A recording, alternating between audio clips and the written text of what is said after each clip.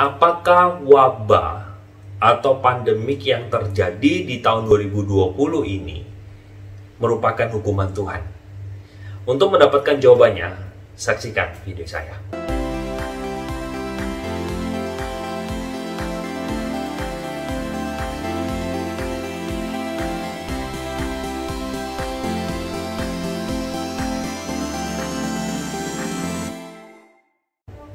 Halo teman-teman semua, kembali lagi bersama dengan saya Albert Kurniawan dalam YouTube channel saya. Teman-teman, saya harus akui pertanyaan inilah yang terakhir kali saya dengar dan saya dapatkan di dalam forum seminar, di dalam forum Zoominar atau webinar, atau dalam pertanyaan-pertanyaan jemaat. Apakah wabah tahun 2020 ini merupakan hukuman Tuhan? Nah, saya akan jawab begini. Seringkali terjadi salah asumsi di dalam benak kita. Kita seringkali mengatakan bahwa yang jelek itu kutukan, yang bagus itu adalah berkat. Tapi saya harus katakan dengan jujur begini teman-teman semua. Kita itu sebenarnya tidak bisa menilai sesuatu itu baik atau sesuatu itu buruk sampai kita melewati satu rangkaian waktu. Sampai kalau saya kadang pakai istilah beginilah. Kita itu nggak bisa tahu A, B, C itu baik apa enggak sampai kita mengalami Z dulu. Nah, pada waktu kita sudah di titik akhir atau lewat proses waktu yang panjang, kita baru tahu yang terjadi kemarin itu bagaimana. Kita ambil contoh. Misalnya kita lihat kejadian pasal 37, kisah tentang Yusuf. Yusuf itu punya mimpi bahwa dia akan menjadi pemimpin yang besar. Nah, setelah itu kita tahu ceritanya bukan bahwa Yusuf itu dijual ke Mesir menjadi budak. Lalu habis itu saudara-saudaranya tidak membohongi papanya, dan pada waktu dia menjadi budak, ya teman-teman tahu semualah, menjadi budak itu lebih rendah dari pembantu rumah tangga. Jadi mereka tidak ada harganya. Dan di tempat negara asing, kita di posisi misalnya seperti seorang Yusuf, kita tidak akan pernah menganggap itu semua sebagai kebaikan. Betul nggak? Kita akan menganggap itu seperti kutukan Tuhan.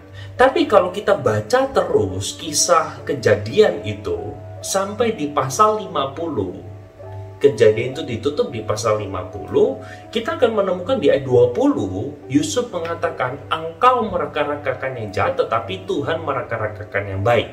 Jadi artinya sebenarnya kita ketika mengalami kesulitan ataupun hal yang enak, kita tidak bisa langsung mengatakan bahwa ini berkat dan ini kutuk. Nah, saya ingin memberikan sebuah pandangan yang lebih luas lagi kepada setiap kita. Apakah masalah COVID ini atau wabah tahun 2020 ini adalah hukuman Tuhan? Nah, begini teman-teman semua. Hal yang tidak enak ini, menurut saya, ini bukan hukuman Tuhan. Wabah ini bukan hukuman Tuhan. Lalu karena apa? Saya secara jelas tidak tahu. Tetapi yang pasti adalah akar daripada dosa. Dosa menyebabkan dunia ini menjadi rusak. Dosalah yang menyebabkan akhirnya muncul hal-hal yang tidak berkenan di hati Tuhan. Yaitu misalnya virus yang akhirnya menyebar sedemikian rupa. Loh, apa kalau begitu wabah ini apa kalau bukan hukuman Tuhan? Bisa jadi wabah ini Tuhan pakai untuk memurnikan iman kita. Wabah ini Tuhan pakai untuk menunjukkan kemuliaan Tuhan. Wabah ini Tuhan pakai untuk mengajak kita berpikir betapa fananya hidup kita.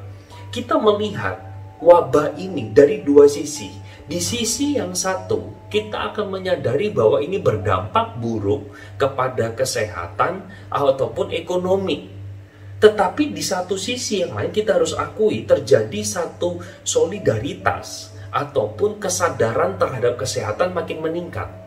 Jadi ada sisi baik, ada sisi buruk. Nah, kalau saya melihat masalah wabah ini, Tuhan bisa pakai untuk memurnikan iman kita, untuk mengajak anak-anak Tuhan, bahkan gereja Tuhan memikirkan ulang segala pelayanan itu dengan lebih seksama. Di dalam video ini saya ingin menjelaskan bahwa wabah atau pandemik tahun 2020 ini bukan hukuman Tuhan. Kalau ini adalah hukuman Tuhan, maka saya ingin katakan Apakah kamu kalau yang mengatakan ini adalah hukuman Tuhan, berarti orang yang menolong orang yang terkena wabah itu menjadi musuh Allah dong, musuh Tuhan dong? Saya ambil contoh misalnya, apakah dokter dan perawat, bagi kamu yang mengatakan bahwa wabah ini adalah hukuman Tuhan, berarti kamu harus mengkategorikan para dokter dan perawat adalah musuh Tuhan.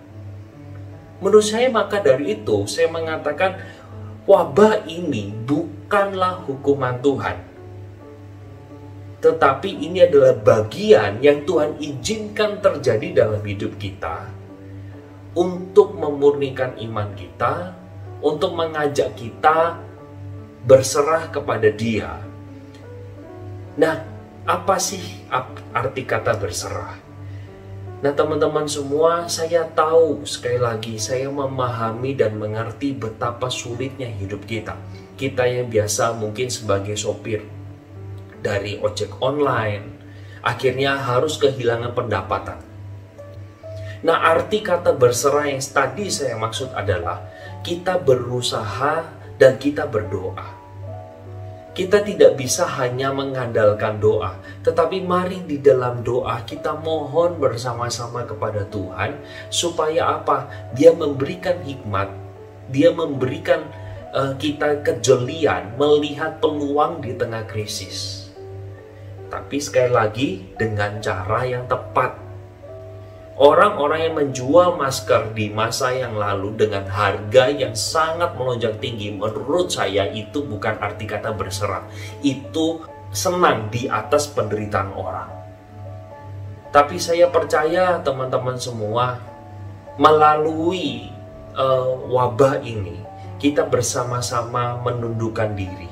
Kita bersama-sama mencari kehendak Tuhan. Dan kita bersama-sama berusaha dan berdoa. Saya berdoa dan berharap kepada para pendengar daripada video ini untuk boleh terus dikuatkan dan iman setia kita boleh terus dipelihara. Semoga video ini boleh menjawab pertanyaan, apakah wabah ini hukuman Tuhan? Dan jika ini sungguh memberkati, silakan teman-teman bagikan kepada banyak orang. Oke, sampai di sini video saya. Semoga ini menjadi berkat buat teman-teman. God bless you. Bye-bye.